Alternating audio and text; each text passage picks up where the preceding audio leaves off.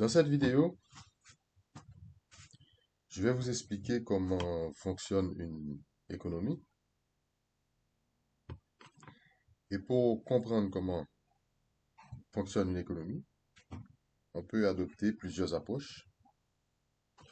On peut adopter une approche macroéconomique pour avoir une vue d'ensemble du système économique et comprendre le système dans sa totalité. On peut aussi adopter une approche microéconomique et pour avoir une vue détaillée du système économique, tout comme on peut aussi adopter une approche cyclique pour comprendre les différents cycles de l'économie. Ici, dans cette vidéo, on va s'intéresser uniquement à l'approche macroéconomique.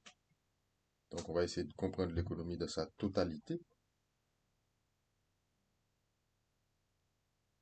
Et, et pour comprendre le fonctionnement de l'économie, on va se baser sur deux schémas. Le premier schéma, c'est un schéma de référence. Donc, ce sera un schéma de référence. Et ce schéma de référence, c'est un schéma qui présente des similitudes avec d'autres schémas qu'on trouve dans de nombreux livres d'économie qu'on trouve ou avec des schémas qu'on trouve sur Internet. Donc c'est un schéma qui semble être largement accepté par les économistes.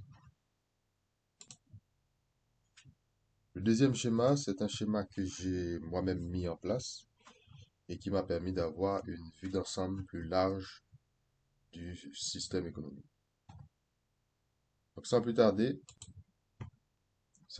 on va essayer maintenant de comprendre le fonctionnement de l'économie. Voilà, sans plus tarder, on va essayer de comprendre maintenant le fonctionnement de l'économie en nous basant sur le schéma de référence. Et que nous dit ce schéma? Dans ce schéma, on voit tout simplement que il y a les quatre principaux groupes d'acteurs de l'économie qui sont représentés. Donc, il y a les quatre principaux secteurs institutionnels. On appelle ça secteur institutionnel. Chaque catégorie d'acteurs dans une économie, dans un système économique, on appelle ça secteur institutionnel. Euh, Ici, on voit les quatre principaux secteurs institutionnels. Les ménages, les sociétés financières, les sociétés non financières, les administrations publiques. Euh, Ce qu'il faut savoir, et selon l'Institut national des études statistiques, les études, l'Institut national de la statistique et des études économiques français, il y a au total 5 groupes d'acteurs dans une économie nationale. 5 groupes d'acteurs dans une économie nationale. Ici, par souci de simplification, il n'y en a que 4 qui sont représentés. Le cinquième, c'est un groupe d'acteurs qu'on appelle les instituts à but non lucratif au service des ménages. Donc, c'est tout ce qui regroupe. C'est un groupe d'acteurs qui regroupe les associations, les syndicats, et voilà. Donc, et ça, on estime que c'est pas très important pour comprendre le fonctionnement. C'est pas le groupe d'acteurs le plus important pour comprendre le fonctionnement d'une économie. Donc, par souci de simplification, on, on ne représente pas ce groupe-là. Normalement, il y en a 5 au total. Puis, l'INSEE parle aussi d'un sixième groupe d'acteurs, assez important quand même, mais qui n'est pas représenté ici. C'est le reste du monde, en fait. Ce groupe d'acteurs s'appelle le reste du monde. Comme son nom l'indique, c'est C'est un groupe d'acteurs qui regroupe tous les acteurs étrangers, tous les acteurs extérieurs qui sont en relation avec les acteurs de l'économie nationale. Voilà. Donc, toujours par souci de simplification, seulement 4 sont représentés. Il n'y a pas le reste du monde, il n'y a pas les ISBLSM, il n'y a que les entreprises financières, les entreprises non financières, si vous voulez, sociétés financières, sociétés non financières, administration publique, ménage. Et c'est quoi le rôle? Maintenant, on va essayer de voir un petit peu le rôle et la fonction de chacun de ces groupes d'acteurs pour bien comprendre le schéma. Ici, les ménages, c'est quoi leur fonction? C'est quoi, déjà, qui sont les ménages? Les ménages, par définition, selon la plupart des économistes, ce sont des définitions qu'on trouve dans de nombreux livres d'économie. Les ménages, c'est tous les individus ou groupes d'individus qui partagent le même toit. Donc, une personne qui vit seule, c'est un ménage. 10 personnes qui vivent sur le même toit, qui partagent le même logement, c'est aussi un ménage. Donc, les ménages, au final, c'est tous les individus d'un système économique. Et c'est quoi leur fonction? Ils ont plusieurs fonctions. Ici, on voit que les ménages payent des impôts. On sait aussi que les ménages investissent, mais là, par souci de simplification, on n'en parle pas. Mais les ménages ici, ils font des dépôts auprès des sociétés financières. Donc, ils épargnent. On- les ménages, qu'est-ce qu'ils font aussi? Ils consomment. Les ménages aussi, ils offrent leur force de travail aux autres acteurs de l'économie. Et en contrepartie, ils perçoivent un revenu,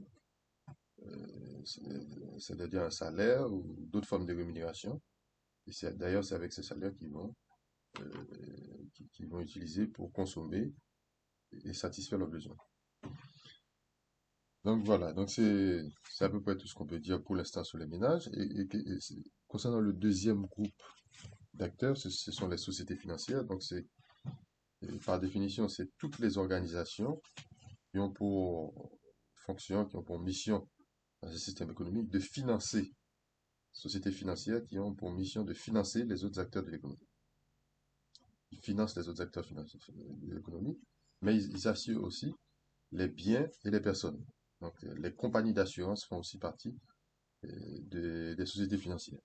Donc, c'est tout ce qui est banque, compagnie d'assurance, mais aussi fonds d'investissement, société de crédit bail, voilà, tout ce qui contribue, la bourse, tout ça fait partie des sociétés financières. Les sociétés non financières, ben, ce sont toutes les organisations qui ont pour mission principale de produire des biens et des services marchands non financiers. Donc, toutes les entreprises qui produisent, par exemple, du pain, qui produisent des voitures, qui produisent des ordinateurs, des télévisions, toutes ces entreprises-là sont des sociétés non financières. Mais aussi les entreprises qui produisent des services comme dans le domaine du transport, des services aux entreprises. Tout ça, ça fait partie des sociétés non financières. Ils produisent des biens et services non marchands, excuse-moi, des biens et services marchands non financiers. Les administrations publiques, de leur côté, par définition, c'est toutes les organisations qui produisent des biens et services non marchands. Des biens et services non marchands et, et, et qui s'occupent aussi de la redistribution des richesses. C'est extrêmement important. Ce rôle est extrêmement important dans un système économique. Donc, voilà, donc l'administration publique regroupe des organisations comme l'État central, les collectivités, etc. Donc, c'est ici la définition et les principales fonctions des 4 principaux groupes d'acteurs d'une économie nationale, selon, bien entendu, la pensée dominante. Maintenant, on va essayer de voir quel sens global donner à ce schéma. Que retenir de ce schéma? Ce qu'il faut retenir de ce schéma, quel sens global donner à ce schéma? Le sens global qu'on va donner à ce schéma, c'est que finalement, première chose à retenir, c'est que tous les 4 secteurs institutionnels ici, que ce soit les ménages, les sociétés non financières, les entreprises non financières, les administrations publiques, tous ces 4 secteurs institutionnels produisent des biens et des services. Tous produisent des biens et des services. Et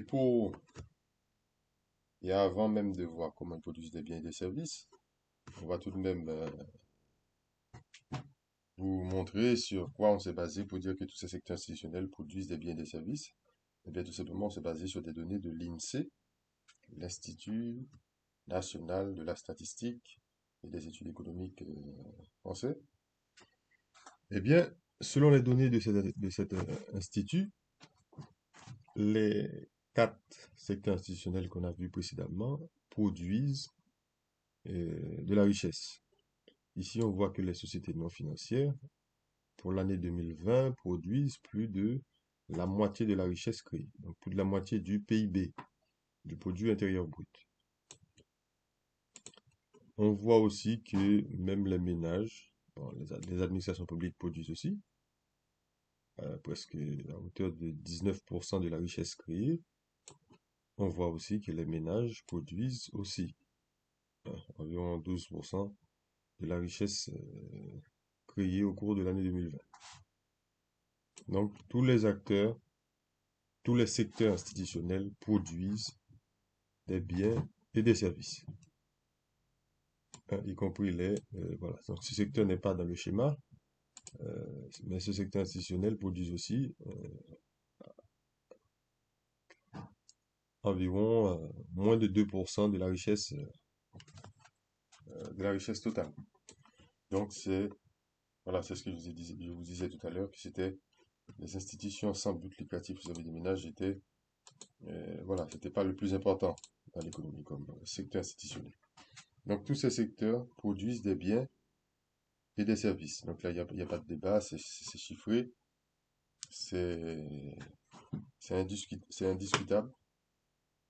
Vous avez les données sous vos yeux, donc vous pouvez constater que tous ces 4 secteurs institutionnels produisent et des services. Et pour produire ces biens et services, les secteurs institutionnels utilisent des facteurs de production en provenance de différentes sources, hein. Ils utilisent la main-d'œuvre des ménages. Ils utilisent aussi le capital des ménages, soit directement ou indirectement. Ils utilisent le capital des ménages. Ils utilisent aussi des capitaux en provenance des sociétés financières, donc ils utilisent du financement en provenance des entreprises financières. Ils utilisent aussi des biens d'équipement en provenance des sociétés non financières, en provenance des entreprises, pour la plupart des entreprises privées. Ils utilisent aussi des services en provenance des administrations publiques. Ça peut être les services de police, donc, de justice. Et ça peut être aussi les infrastructures routières, l'accès à l'eau, l'accès à l'électricité. Et donc, tous les services pouvant être fournis par les administrations publiques constituent aussi des facteurs de production très utiles à la production de biens et de services dans une économie nationale. Voilà, prenons l'exemple d'une zone, par exemple, d'un endroit où il n'y a pas de sécurité, où les biens et les personnes ne sont pas sécurisés correctement. Obligatoirement, dans cette zone, les biens et les personnes ne pourront pas circuler. Il ne peut pas y avoir d'activité économique, donc pas d'activité de production de biens et de services possible. Parce que si l'entreprise se fait, je ne sais pas si j'utilise le bon terme, braquer au quotidien, obligatoirement, si les marchandises ne peuvent pas circuler, il ne peut pas y avoir d'activité économique dans cette zone. Donc les services issus de l'administration publique sont parfois indispensables à la production de biens et de services dans une économie. Et en contrepartie, tous ces agents, tous ces secteurs institutionnels qui produisent des biens et services obtiennent un revenu soit par la vente de leurs biens et services, soit par prélèvement d'une commission ou de frais, comme c'est le cas pour les sociétés financières, pour les entreprises financières, soit par prélèvement obligatoire, c'est-à-dire un prélèvement des impôts, des taxes, des cotisations, c'est le cas pour les administrations publiques, soit par contribution volontaire, c'est le cas pour les associations, les syndicats, les ONG, etc. Je ne sais pas si c'est pas forcément pour les ONG, mais pour, oui, pour les ONG aussi, je crois. Voilà. Donc, c'est comme ça que ces secteurs institutionnels obtiennent un revenu euh, en échange de leurs activités de production de biens et de services. Et ces revenus tirés de la production sont ensuite répartis entre les agents économiques, soit sous forme de rémunération, par exemple les ménages en contrepartie de l'offre de leur force de travail, en contrepartie, les ménages en contrepartie de l'offre de leur force de travail, ils obtiennent un salaire et d'autres formes de rémunération qu'ils utilisent ensuite pour payer leurs impôts et pour consommer et satisfaire leurs besoins. Euh, voilà. Donc, donc, tous les revenus tirés du processus de production sont répartis entre les agents, soit sous forme de rémunération, soit sous forme de dividendes, soit sous forme de loyer, soit sous forme de bénéfices non distribués ou autre forme. Et comme je vous ai dit précédemment, les ménages, eux, avec leurs revenus, qu'est-ce qu'ils font? Soit ils épargnent, ils payent les impôts auprès des administrations publiques, ils épargnent une partie de ces revenus, ils investissent aussi directement en achetant des obligations, des actions, euh, etc. Et les ménages aussi, surtout, ils consomment ces revenus qu'ils tirent de leur participation au processus de production pour pouvoir satisfaire leurs besoins, comme se nourrir, se loger, etc., etc. Donc voilà ce que je pouvais dire sur le fonctionnement de l'économie.